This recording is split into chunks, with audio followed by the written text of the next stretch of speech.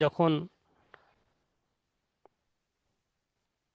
বিসমিল্লাহির রহমানির রহিম তাব্বাত ইয়াদা আবি লাহাবিন ওয়া তাব মা আগনা আনহু মালুহু ওয়া মা কাসাব সায়াসলা নারান যাতা লাহাব ওয়া ইমরাআতুহু হাম্মালাতাল হাতাব ফি জিদিহা হাবলুম মিন মাসাদ।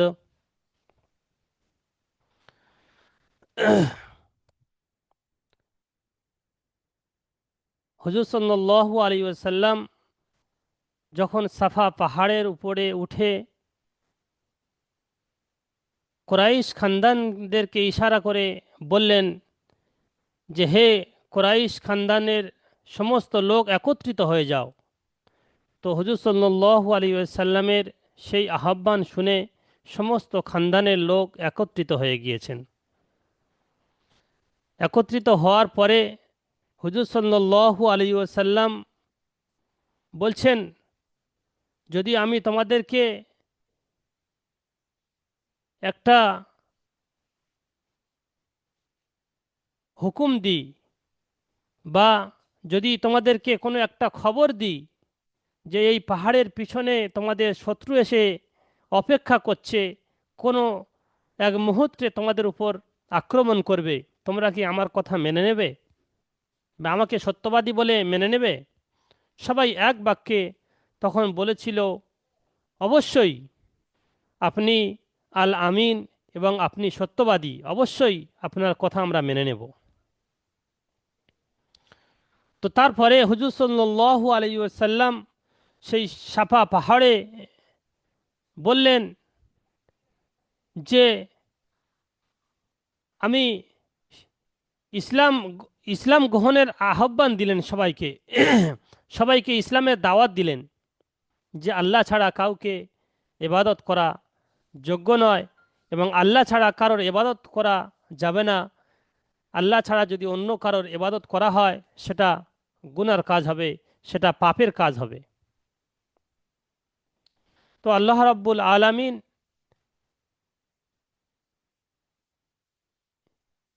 আবু লাহাবের একটা কথার উত্তরে আল্লাহ রাব্বুল আলামিন এই সূরা নাজিল করেছিল। আবুল আহাব তখন হুজুর সাল্লাল্লাহু আলাইহি ওয়াসাল্লামের এই আল্লাহর ইমানের দাওয়াত এবং ইসলামের দাওয়াত দেওয়ার পরে আবুল আহাব কি বলেছিল? আবুল আহাব তখন বলেছিল, তাব্বান লাকা আলি হাজা জামাতানা, তাব্বান লাকা আলি হাজা জামাতানা, ধ্বংস হও তুমি, তুমি আমি তুমি আমাদেরকে এই জন্যই ডেকেছ।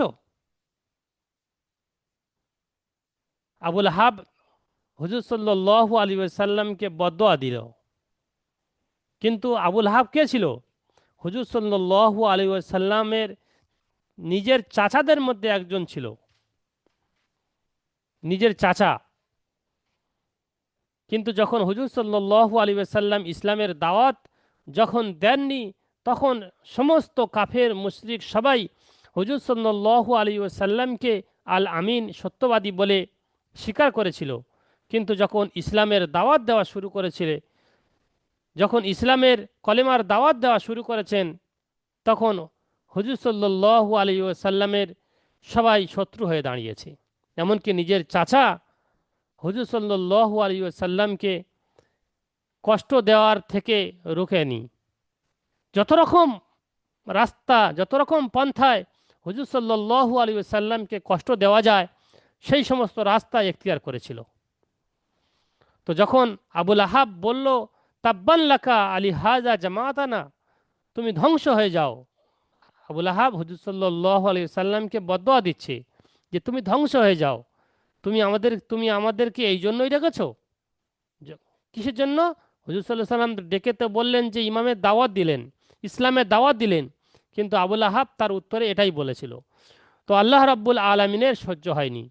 আল্লাহ রাব্বুল আলামিন সঙ্গে সঙ্গে এই সূরা নাজিল করলেন।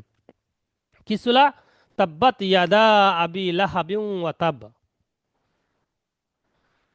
মানে ধ্বংস হোক আবুল আহাবের হাত, দুই হাত এবং সে নিজেও। এখানে আবুল আহাবের হাত ধ্বংস হওয়ার কথা বলা হয়েছে। ধ্বংস হওয়া যখন মানুষের হাত ধ্বংস হয়ে যায় তার সমস্ত কাজ ব্যর্থ হয়ে যায়, সে আর কোনো কাজ করতে পারে না। সমস্ত কাজের সবচেয়ে বেশি প্রাধান্য রাখে দুটো হাত। সেই জন্য যখন দুটো হাত নিয়ে সমস্ত শরীর মুরাদ নেওয়া হয়েছে, সমস্ত শরীরের দিকে ইশারা করা হয়েছে, সমস্ত শরীরের উদ্দেশ্য করে বলা হয়েছে যে আবুল আহাবের দুটো হাত ধ্বংস হয়ে যাক এবং সে নিজে ধ্বংস হয়ে যাক। আবুল আহাব তো বদদোয়া করেছে, আবুল আহাবের বদদোয়া তো কবুল হবেই না, কারণ সে কাফের ছিল, সে আল্লাহকে অস্বীকার করেছিল। হুজুর সাল্লাল্লাহু আলাইহি ওয়াসাল্লামের বদদোয়া দিচ্ছেন মানে কি, তার দোয়া তো কবুল হবেই না। কিন্তু আল্লাহর আয়াতে সে তো অবশ্যই ধ্বংস। তাব্বাত ইয়াদা আবি লাহাবিন ওয়া তাব, ধ্বংস হোক আবুল আহাবের দুই হাত এবং সে নিজেও, সে নিজে ধ্বংস হয়ে যাক। তারপরে আবুল আহাবের তফসিরের মধ্যে এসছে যে আবুল আহাবের দুনিয়াতে থাকা অবস্থায় এমন একটা রোগ হয়েছিল, যেটা আমরা বাংলা ভাষায় বলি প্লেগ রোগ বা বসন্ত রোগ, যেটা আমরা বলে থাকি ছোঁয়াটে রোগ।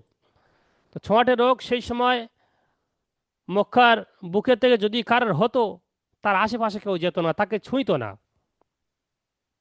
তো এমন অবস্থা আবুল আহাবের হয়েছিল যে আবুল আহাবের গায়ে থেকে প্রচণ্ড দুর্গন্ধ বের হচ্ছিল। সেই অবস্থায় আবুল আহাবের মৃত্যু হয় এবং এমনকি তাকে দাফন করতেও লোক ইতস্তত করেছিল। তাকে যে কোনো লাঠির দ্বারা কোনো গর্তের মধ্যে ফেলে দিয়েছিল, ফেলে দিয়ে মাটি চাপা দিয়েছিল। তাকে ভালো করে দাফন করাও হয় নাই। কেন? সে আল্লাহকে অস্বীকার করেছিল। আল্লাহ তাআলা সেই জন্য তাকে দুনিয়াতে নাস্তি নাবুদ করেছে, অপমান করেছেন। হুজুর সাল্লাল্লাহু আলাইহি ওয়াসাল্লামের বদদোয়া দিয়েছে। সেই জন্য আল্লাহ রাব্বুল আলামিন তার দুনিয়াতে লাঞ্ছিত, বঞ্চিত এবং সবার কাছে ঘৃণিত করে দিয়েছিল। যে দেখো, তুমি এত শক্তির অধিকারী হয়েও দুনিয়ার মানুষ, এমন আমি করতে পারি যে দুনিয়ার মানুষ তোমার সবাই ঘৃণিত চোখে দেখবে। তো আল্লাহ রাব্বুল আলামিন সেই করেছিল।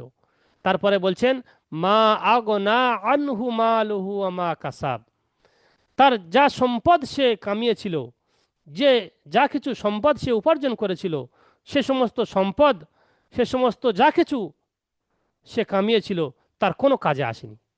তার এই যে মহাব্যাধি বা রোগ তার হয়েছিল, সেই রোগ থেকে কেউ রক্ষা করতে পারেনি।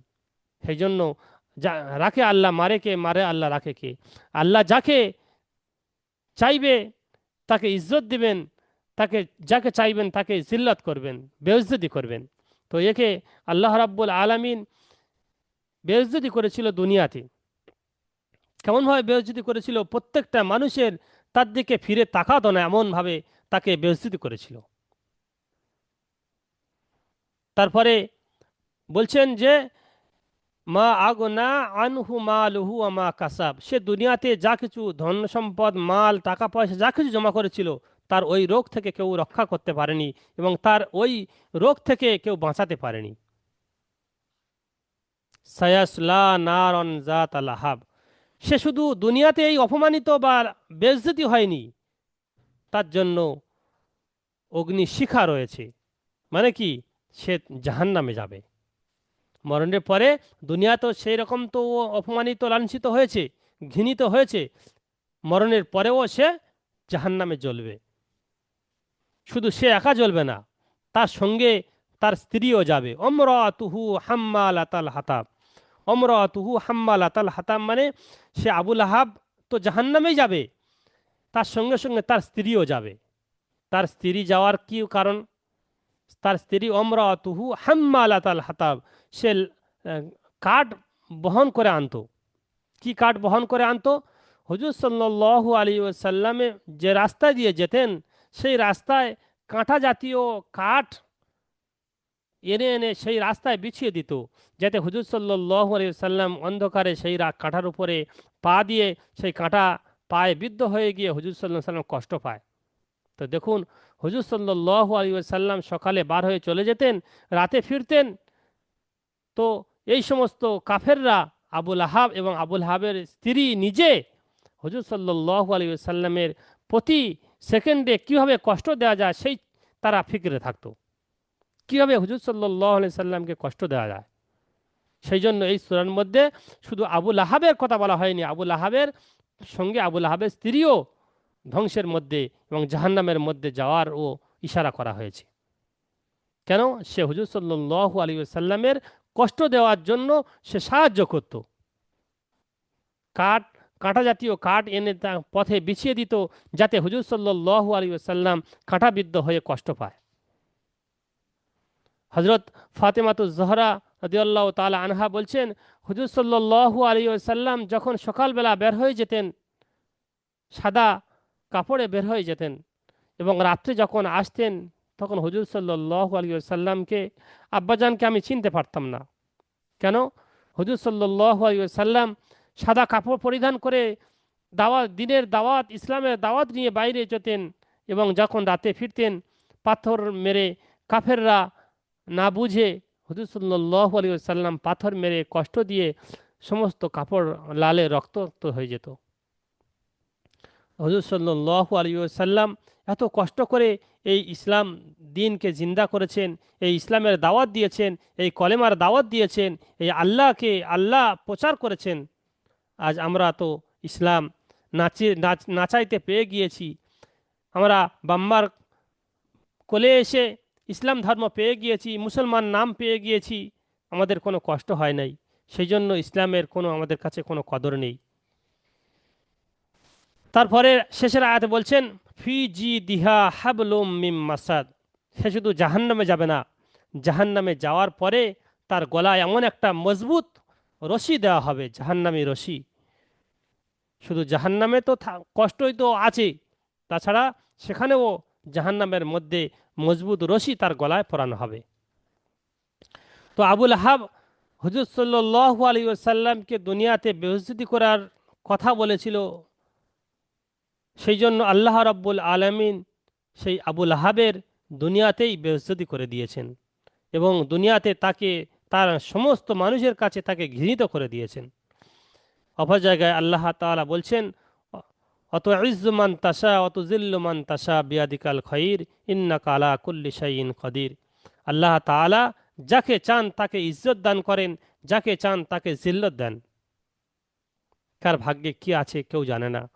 কদিন দুনিয়াতে এসেছি, আমি সব কিছু বড়, আমার টাকা আছে, আমার ধন সম্পদ আছে, এ তো ক্ষণিকের জিনিস। আজকে আছে, মিনিটের মধ্যে সব কিছু শেষ হয়ে যাবে। আল্লাহর ইশারা ছাড়া কিছুই হয় না।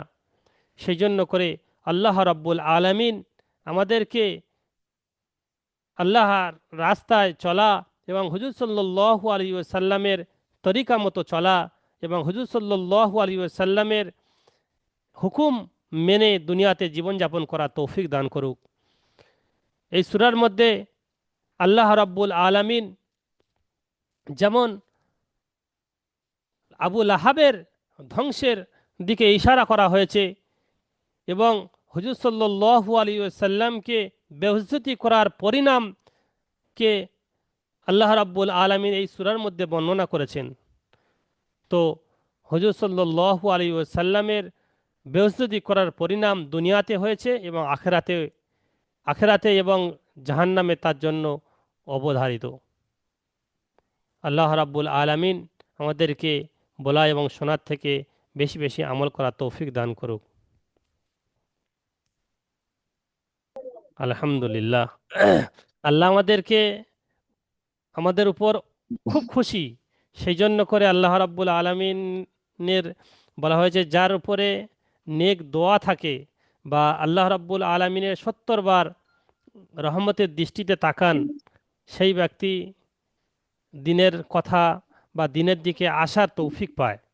তো নিশ্চয়ই আল্লাহর হাজার হাজার রহমতের দৃষ্টি আমাদের উপর রয়েছে, তাই আমরা এই কোরআনের দিকে বা এই কোরআনের পড়ার দিকে আসতে পেরেছি। জি আল্লাহ জি রাব্বুল হুজুর, জি। আলামিনের বলা হয়েছে, যদি কোনো ব্যক্তি কোরআন শেখার উদ্দেশ্য করে এক পা বার হয়, ঘর থেকে এক পা বার হয়, জি সে ঘর থেকে বার হোক বা যে কোরআন শেখার উদ্দেশ্য করে এক কদম যদি আগে বাড়ে, তো বলা হয় যে তার পিছনে সমস্ত গুনাহ মাফ হয়ে যায়। এখন আপনারা জি মাদ্রাসায় নেই, সুবহানাল্লাহ। এখন আপনারা মাদ্রাসায় নেই, কিন্তু এই কোরআন শিখছেন। জি এখন আপনারা কোরআনের সুবহানাল্লাহ। ছাত্র, কোরআনের ছাত্র আল্লাহর কাছে। কত সৌভাগ্যবান যে কোরআনের জি ছাত্র, জি জি যে কোরআনের ছাত্র জি যদি ছাত্রদের বলা হয়েছে যে সমস্ত কোরআনের ছাত্রদের পায়ের নিচে ফেরেশতারা পাখনা বিছিয়ে দেয়, ফেরেশতারা ডানা বিছিয়ে দেয়।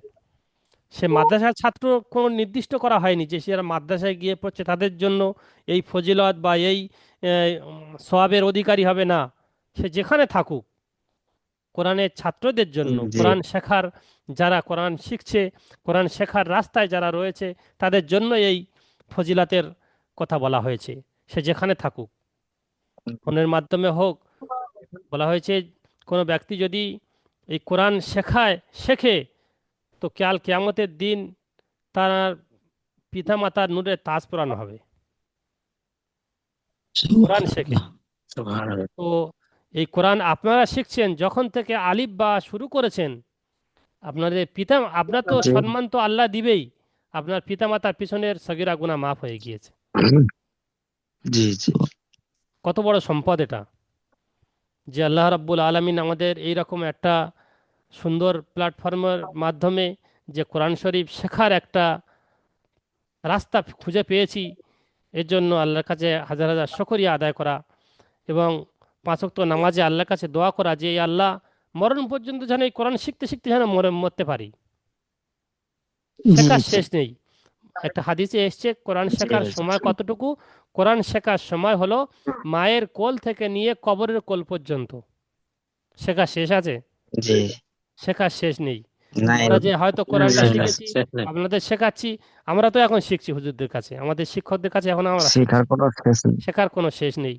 মানে মায়ের কারো কোল কোনো থেকে বয়স নিয়ে নেই। কবরের কোল পর্যন্ত শেখার সময়। কেউ বলছে আমি 40 বছর, 50 বছর, 60 বছর হয়ে গেছি, আমার দ্বারা হবে না। সে ভুল ধারণা, তার মনটা সে নিজে থেকে ভেঙে দিচ্ছেন, ভুল ধারণা। শেখার কোনো সময় আছে, সে বুড়ো হোক, বয়স্ক হোক, যত বয়স হোক। জি জি জি 10 টাকা যদি দোকানে দেওয়া যায়, যদি 10 টাকা দোকানে দেওয়া যায়, কেউ যদি আমার 2 টাকার মাল দেয়, যদি 5 টাকা ফেরত দেয়, আমি নিয়ে আসবো কি? এ ভাই আরো 2 টাকা আমি পাবো, আর 2 টাকা দিয়ে দে, তাকে 2 টাকা আদায় করে নিয়ে তবে আসবো। তো কোরআনটা হবে না কেন? জি কোরআনটা হবে না কেন? আলিফ বা তা এগুলো আমরা পড়তে পারবো না কেন?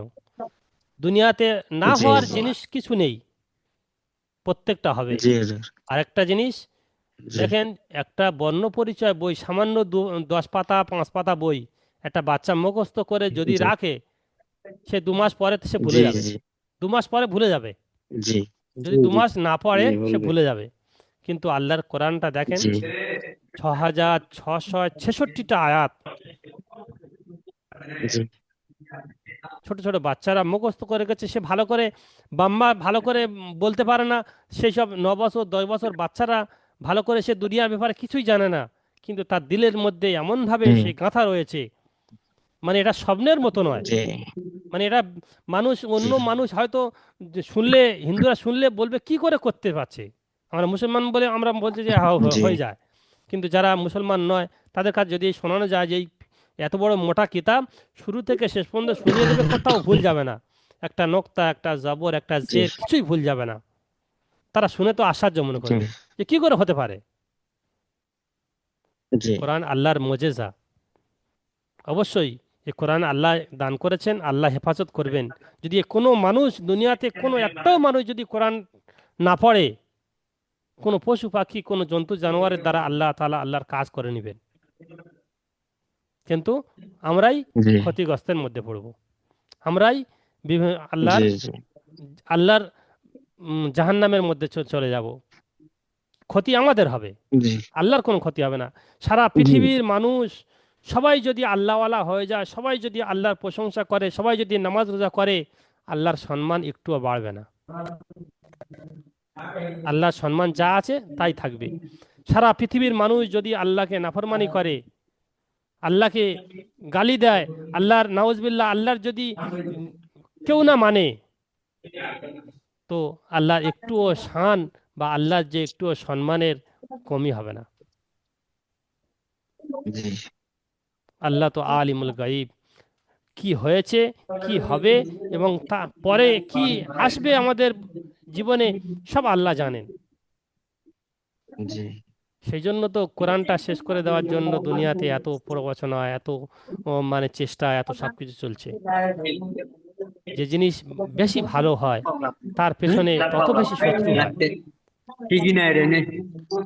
তো সেই জন্য কোরআন যা কিছু যা কিছু পড়েছি, যা কিছু বলেছি, আল্লাহ রাব্বুল আলামিন আমাদেরকে বলা এবং শোনার থেকে বেশি বেশি আমল করার তৌফিক দান করুক। জি আমিন।